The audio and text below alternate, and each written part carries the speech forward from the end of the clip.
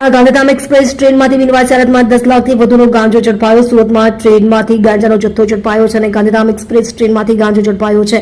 Railway પોલીસે 10 લાખથી વધુનો ગાંજો ઝડપ્યો છે અને પોલીસે 20.375 કિલોગ્રામ ગાંજો જપ્ત કર્યો છે. અજાણ્યા યુવક વિરુદ્ધ એનડીપીએસ હેઠળ ફરિયાદ નોંધાઈ છે. પોલીસ ટ્રેનમાં ચેકિંગ કરી રહી હતી તે દરમિયાન આ ગાંજો ઝડપાયો છે.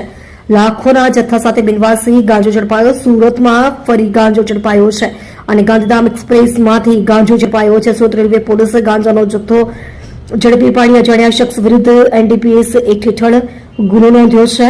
20.975 કિલોગ્રામ ગાંજો જપ્ત કરવામાં આવ્યો છે, જેની કિંમત ₹10,28,750 છે. સુરત ટ્રેનમાંથી અવારનવાર ગાંજાનો જથ્થો મળી આવે છે અને પોલીસ આ મામલે તપાસ પણ કરી ગુનો પણ નોંધે છે. સુરતમાં 12 ફેબ્રુઆરી 2026ના રોજ ટ્રેનમાંથી ગાંજો ઝડપાયો. સુરતમાં ગાંજાના જથ્થા સાથે 2 ઝડપાયા છે અને 16.105 ગ્રામ ગાંજા સાથે 2 આરોપી ઝડપાયા હતા. સિકંદરાબાદ રાજકોટ એક્સપ્રેસ ટ્રેનમાંથી ગાંજો ઝડપાયો અને ગાંજા સહિત કુલ 9,24,000નો મુદ્દામાલ જપ્ત કરીને આરોપીની અટકાયત કરવામાં આવી હતી.